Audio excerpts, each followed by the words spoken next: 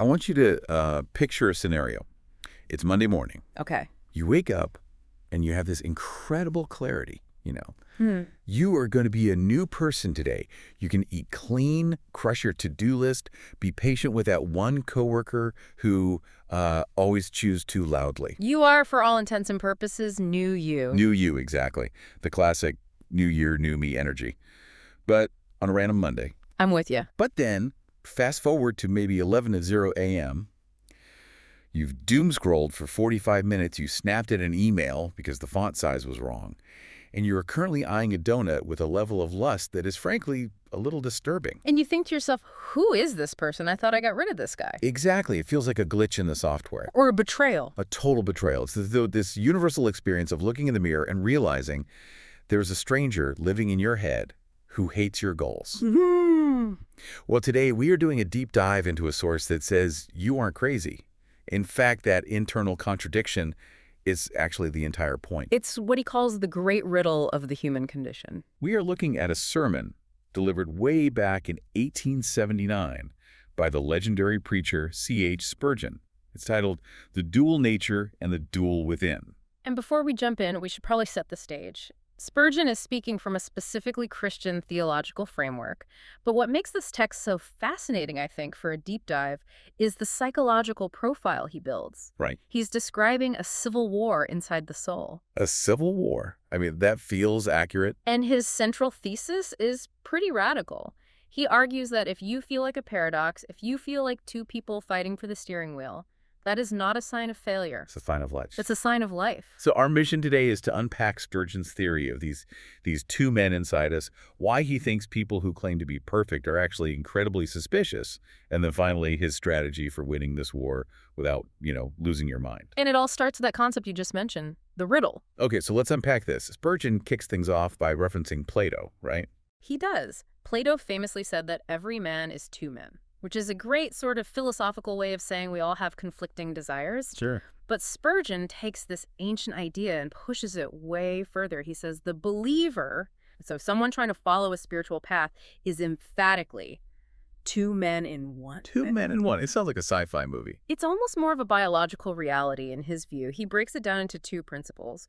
First, you have the old nature. He calls this the Adam nature. This is the factory settings, right? The default mode. Essentially, this is the nature born of the flesh. It's driven by appetite, self-preservation, pride.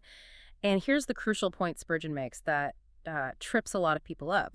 Even after a spiritual conversion, this old nature remains. It doesn't just vanish. It doesn't vanish, it doesn't die, and maybe most importantly, it cannot be improved. Wait, hold on. I thought the whole point of spiritual growth or, self-improvement was to, improve. Yeah. To fix the old parts of yourself. And that is the exact misconception Spurgeon is attacking. He says you can't send the old nature to obedience school. You can't teach it to be good. You can't. He argues that the old nature is, by its very definition, enmity against God. It is structurally incapable of being holy. So it's irredeemable. Completely. He says its nest, as he puts it, is in the body and its appetites. So as long as you have a body, you have this tenant in the basement who refuses to pay rent and hates the landlord. Okay, so that's the villain of the story. Who's the hero? That would be the new nature. Spurgeon describes this as a principle that's dropped into the soul at regeneration. Dropped in. Yeah. It's akin to the divine nature. It aspires heavenward. And here's the kicker. Spurgeon argues that just as the old nature cannot be good, the new nature actually cannot sin. It can't sin at all. It has no taste for it. Its appetites are entirely for the good. So if you look at the math here, you have one nature that is incapable of being good and another nature that is incapable of being bad, and they're just stuck in the same body. Correct. And that is why there is a war. He uses this great phrase, the lion will not lie down with the lamb in us. Wow. Fire won't be on good terms with water. It is a dual nature that necessitates a daily duel. I love how he frames that. Duel leads to a duel. Yeah. But, I have met people, and I'm sure you have too, who claim they don't have this duel The people who say, oh, I've moved past all that. I'm living in perfect harmony. Oh, Spurgeon is absolutely biting on this topic. He says he has had some experience with these so-called perfect people, and he generally finds them to be the most disagreeable, touchy, and sensitive persons in the world. That made me laugh out loud reading the text. The people claiming perfection are the hardest to get along with. It's a very sharp psychological observation. He implies that if you think you have no internal war, it's not because you've won, it's because you're deluded. Right. He even goes darker. He says that when a man claims to have lived for months without sin, Spurgeon starts to wonder if his secret vice is, lewdness or theft or drink. He says, I feel sure that somewhere or other there is a leak in the ship. A leak in the ship. That's such a great image. He prefers the person who admits they're taking on water. Because that's honest. Yeah. It acknowledges the reality of the old nature. If you say the ship is tight, you're probably drowning and you just don't know it yet. So if we accept that the war is inevitable, that we're two people and perfection's a myth, how does this war play out? Is it just a flat line of struggle from birth to death? No, and Spurgeon actually outlines a kind of trajectory. He describes 3 stages of the Christian life, and this is really helpful for anyone trying to, understand their own spiritual timeline. Okay, what's stage 1? Stage 1 is comfort. This is the early phase. You've just had this spiritual awakening. You're singing. You're telling everyone what God has done. You feel light. The honeymoon phase. Exactly. Spurgeon compares it to the old law in the Bible, where a newlywed man, or a man who just built a house, was exempt from going to war for a year. You get a pass. God gives you a hall pass for a little while, but the honeymoon ends. And that leads to stage 2, conflict. The reality check. This is when the realization hits that, the war has started. The emotions settle down, the dopamine wears off, and the old nature, which was just stunned, not dead, it wakes up. Spurgeon says the believer must now take his place in the ranks. And this is where most of us live, right? In the trenches. Most of life is stage 2. Stage 3 is contemplation, but he describes that as usually happening in old age. He calls it the land of Beulah, referencing John Bunyan. Right. It's where the believer sits on the edge of the river hearing heavenly music. The war winds down because the body, the nest of the old nature, is failing. So for the vast majority of our lives, we are in a combat zone. But why does the old nature fight so hard? I mean, if the new nature is supposed to be in charge, why doesn't the old nature just give up? Spurgeon uses a political analogy here that's really sharp. He says, imagine a new king, we'll call him Grace, has taken the throne. Okay. The old king, let's call him Sin, is dethroned and outlawed. He is technically a criminal. Right, he's lost. But the old king isn't dead. He's hiding in the holes and corners of the city. He's plotting. He's rallying his old loyalists. He's whispering, why should I be snubbed? I used to run this place. I built this city. He's leading a resistance movement, an insurgency. It is exactly an insurgency. Spurgeon references John Bunyan's holy war here. The city is taken from the villain Diabolus, but his subjects are still inside, plotting to open the gates at night to let the enemy back in. That is terrifying. The idea that the call is coming from inside the house. And the tactics are what make it so difficult. Spurgeon points out that the flesh, the old nature, it's smart. It waits. Waits for what? It waits until you are either very secure and quiet or totally overwhelmed and sinking. It attacks at the extremes. So when you think you finally conquered anger, you'll be provoked from a totally new quarter. Precisely. You think, I'm done with impatience, and 5 minutes later you're murmuring. But the most dangerous tactic he mentions involves what he calls sappers and miners. Sappers and miners.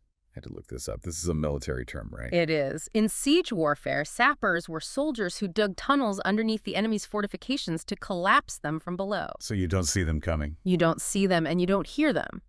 Spurgeon says that when things seem quiet, when there is no roaring of cannon, that is when the enemy is digging underneath the city. That gives me chills. So peace and quiet might actually be a sign of danger. He says he is never so much afraid of any devil as he was of no devil. Stagnation breeds dry rot. If you aren't fighting, the enemy is digging. Wow. So when we feel comfortable, when we aren't actively pushing forward, that's when the tunnels are being dug. Exactly. He suggests that often when we think we are safe from big sins, we are actually being hollowed out by small compromises. You think you're pure. Pride is digging a tunnel right under your feet. It's the slow drift that collapses the wall. Okay, so we have this constant subterranean warfare. But Spurgeon talks about this leading to captivity. Now, I want to clarify this. When he says captivity, is he talking about, going out and robbing a bank? Not necessarily. And this is where the deep dive gets really nuanced. For a believer, captivity isn't always committing a crime. It is the presence of the thought. The thought itself is the prison. Yes. Mm. He uses this really vivid analogy involving clothing. He says, imagine a spot of ink on a black coat.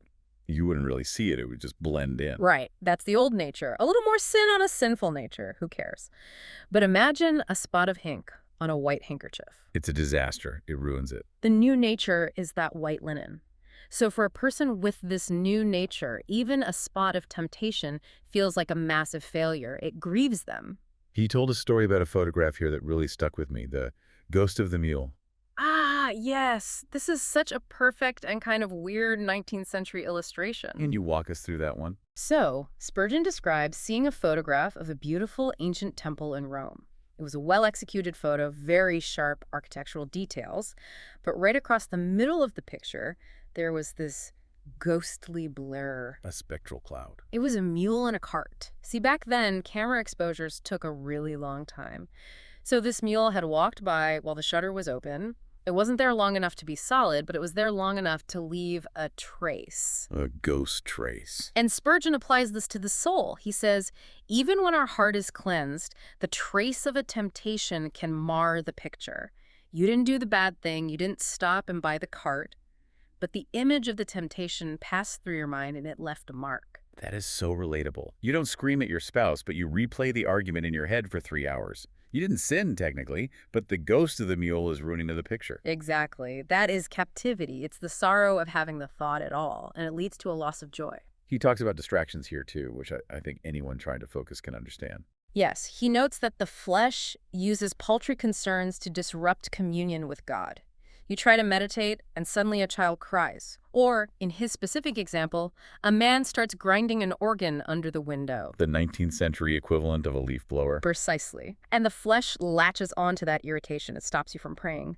And Spurgeon warns that if you yield to these treacherous blandishments, you end up like Samson. Samson from the Bible. Yes, locks shorn, weak, grinding at the mill like a slave. That's the ultimate danger of this captivity. So we have two natures, a constant war, sappers digging under our feet, and even our thoughts can hold us captive like ghosts in a photograph. This sounds exhausting. It is exhausting. It is meant to be. So what's the strategy? How do we win? Because my instinct, and I think a lot of people's instinct, is to just try harder, to double down on discipline, to just be good. And Spurgeon says that is the absolute wrong approach. It's a trap. Really? Why? He shares his own experience. He says he tried to pray like a perfect man. He tried to approach God with his resume of good behavior. He tried to suppress the old nature by sheer force of will. And what happened? He said he found a Pharisee at his elbow. He became self-righteous, arrogant, and yet he was still miserable. He found no peace at all. So if trying to be good doesn't work, what does? Taking the sinner's place. The sinner's place. Unpack that for us. He references the parable of the publican, the corrupt tax collector who went to the temple and couldn't even look up to heaven. He just beat his chest and said, God, be merciful to me, a sinner. Spurgeon says he only found peace when he stopped pretending to be the saint and went back to that simple cry. It seems so counterintuitive. To win the war, you have to admit you're the bad guy. You have to admit you're broken. Spurgeon lays out this very specific logic here that I just love. He says, if I am not a saint, then I am a sinner. Jesus came to save sinners. Therefore, I can go to Christ. It feels like a loophole. It's not a loophole to him. It's the legal functioning of the gospel. He says, the devil himself cannot answer that. If you claim you're good, the devil can list all your sins and destroy your confidence. He can point to the ghost of the mule. Right. But if you admit you're a sinner, you unknowingly qualify yourself for the remedy. That actually takes so much pressure off. You don't have to pretend the mule isn't there. You just point to it and say, yep, that's me. Help. Exactly. And this leads to his final beautiful image, the pilot in the storm. I really like this visual. He says, the ship your life may rock. The timbers may strain. The keel might even threaten to snap. You are running around trying to bail water. But the victory isn't found in your ability to bail. It's in the pilot. He says, storms are the triumph of his art.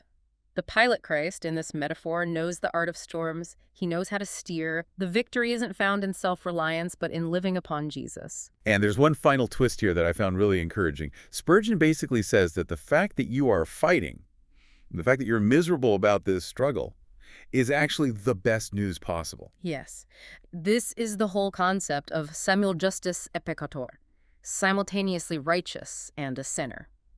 He argues that the ungodly, they have no internal war. They just do what they want. They sin and they love it. They don't agonize over the trace of a mule. They don't care about the ink on the coat. The fact that you are struggling, that you feel this tension, proves that there is a new nature inside you fighting back. The struggle is proof of life. Exactly. Dead things don't struggle. If you are fighting, you are alive. That is a massive perspective shift. The pain isn't a sign of failure. It's a vital sign. It changes everything. You stop trying to end the war and you start learning how to fight it with the right weapons. So to recap our deep dive today, Spurgeon tells us that the duel within us is evidence of the dual nature. We are two men in one, the Adam nature and the spirit locked in this civil war. And we learned that the enemy tactics include surprise and stagnation, those sappers and miners digging under our feet when we get too comfortable. We learned that captivity can just be the mental burden of temptation, the ghost in the photograph. But the strategy for victory isn't pretending to be perfect. It's admitting you're a sinner and letting the pilot steer the ship through the storm. And recognizing that the conflict itself is a badge of honor. It's a lot to process. But it definitely reframes that Monday morning frustration when you want to be productive but also kind of want to crawl back into bed. It certainly does. So before we go, here's a provocative thought to leave you with. Spurgeon talks a lot about the old nature utilizing the body and its appetites to stage its coup. Right. He says the nest of the old nature is in the members of the body. The biological reality. So if the enemy uses your physical state to attack your spiritual state, think about this. In what ways are your physical habits right now acting as those sappers and miners? That's a heavy question. Is your lack of sleep, your diet, or your chaotic environment actually digging tunnels under your spiritual city without you even realizing it? Are you trying to fight a spiritual war while giving the enemy a physical advantage? Something to think about. Definitely. Thanks for diving in with us. Thank you.